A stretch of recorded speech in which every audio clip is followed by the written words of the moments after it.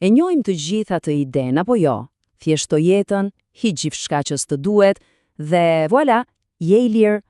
Po sikur e gjithë kjo ide t'jetë thjesht një iluzion i bukur, sot do t'i hym thellë kësaj çështje dhe do ta shkundim pak nga themelet këtë mit minimalist. Dhe pika e nisjes, sigurisht, është kjo fjali e famshme e Henry David Thoreaus. Ky është, le të themi, diagnostikimi që ka ndezur një lëvizje të tërë. Ideja se sendet tona, në të vërtetë, na kthejnë në sklevërit e tyre. Por, prit një moment, këtu lind pyetja që ndryshon gjithçka. Po sikur Thoreau të ketë parë vetëm simptomën, por të ketë gabuar plotësisht për sëmundjen. Po sikur zotruesi i vërtet, ai që na kontrollon, të jetë diçka shumë më e thellë se thjesht një garazh i mbushur plot e për plot. Okej, pra, për të kuptuar se ku mund të ketë një problem me këtë ide, fillimisht duhet të pranojmë pse është kaq tërheqëse. Le të zbërthejmë pak premtimin e Thoreaus dhe diagnozën e tij për jetën moderne. Për Thoreau, çdo objekt që zotërojmë vjen me një faturë të fshehur, me taksa që nuk i shohim menjëherë. Së pari, sigurisht, barra financiare, borxhe, sigurime, riparime pafund. Pastaj vjen humbja e kohës dhe energjisë. Mendoni pak, orë të tëra duke mirëmbajtur, organizuar, pastruar. Dhe e treta, ndoshta më e rënda nga të gjitha, është kosto e psikologjike, stresi, ankthi për statusin dhe ajo dëshira e pafund për më shumë. Për Thoreau, këto janë prangat e vërteta. Dhe pikërisht këtu gjërat bëhen vërtet interesante, sepse mendimtar të tjerë e sfidojnë krejtësisht këtë ide.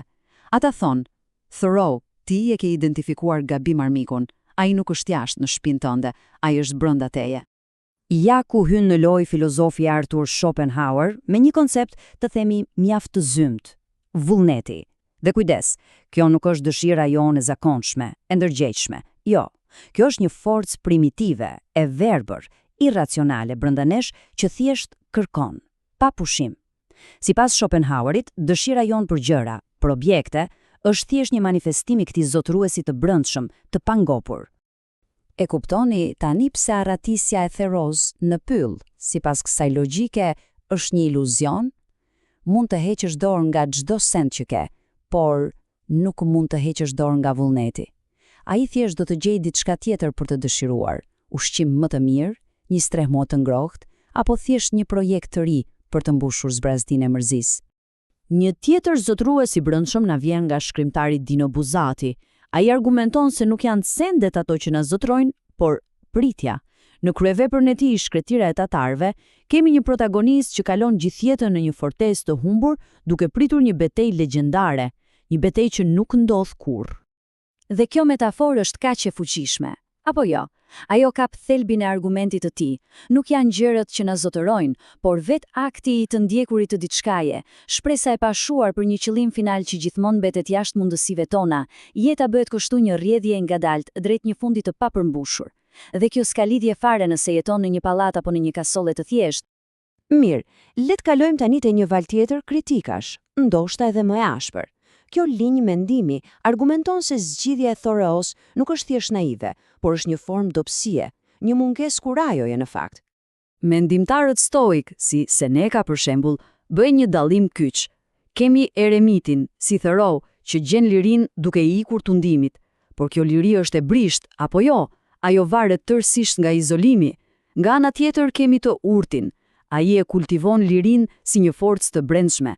Ai mund të jetojë mes luksit dhe pasurisë, por mbetet i paprekur, i pakorruptuar. Kjo është mjeshtri e vërtet, jo thjesht shmangje. Dhe pastaj vjen Friedrich Nietzsche, i cili e çon këtë kritik në një tjetër nivel.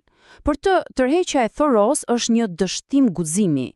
Individi ideal i Nietzsches, ai që e quan Übermensch, nuk i fshihet botës, përkundrazi, ai e zotëron atë. Ai përdor pasuritë dhe mjetet si instrumente të vullnetit të tij për fuqi. Pra, aty ku Thoreau kërkon qetësi, Nietzsche kërkon madhështi të farktuar në betejë. Kjo tabel e përmbledh debatin në mënyrë perfekte. Për Thoreau, gjërat janë barë dhe liria arrihet duke hequr dorë. Por shikoni pak alternativat. Për Nietzschen, ato janë mjete për fuqi, që kërkojnë mjeshtri.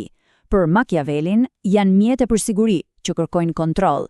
Dhe për Russell, mjete për progres, që kërkojnë angazhim. Nga ky këndvështrim, të refuzosh gjithçka nuk është liri, por thjesht vetë sabotim. Pra, ku na lë e gjithë kjo? Nga një anë, kemi paralemërimin e qartë të Thoreaus. Nga ana tjetër, kemi këto kundër argumente jashtëzakonisht të fuqishme. Pyetja e madhe bëhet, si mund të gjejmë një ekuilibër? Si mund të jetojmë në botën moderne pa u kthyer në sklevër të saj? Përgjigja, me sa duket, qëndron tek arti të dalluarit. Të refuzosh verbërisht çdo gjë materiale është, siç thuhet këtu, një vetë sabotim budallok. Çelësi është të dallojmë mjetet që na fuqizojnë, mendoni pajisjet e një kirurgu apo librat e një studiuesi, nga barrët që thjesht na rëndojnë. Të pranosh ndërvarësinë e jetës moderne nuk është shenjë dobësie, është thjesht pragmatizëm. Dhe kjo na sjell tek ideja qendrore, sinteza e gjithë këtij debati. Qëllimi pra nuk është të kesh një dhomë bosh, por të kesh një mendje të zotëruar. Çlirimi i vërtet nuk gjendet në mungesën e gjërave, por në aftësinë për të lundruar mes tyre pa humbur veten, me vetë mjeshtri. Dhe kështu e mbyllim me këtë pyetje për reflektim. Nëse nesër, papritur, do të zhvisheshim nga çdo pasuri, a do të ishim më në fund të lirë? Apo vullneti, pritja, frika, thjesht do të nxitonin për të zënë atë vendin bosh, duke u bërë zotëruesi tan të rinj. Ndoshta, betejë e vërtet për liri nuk bëhet në shtëpitë tona, por thellë brenda nesh.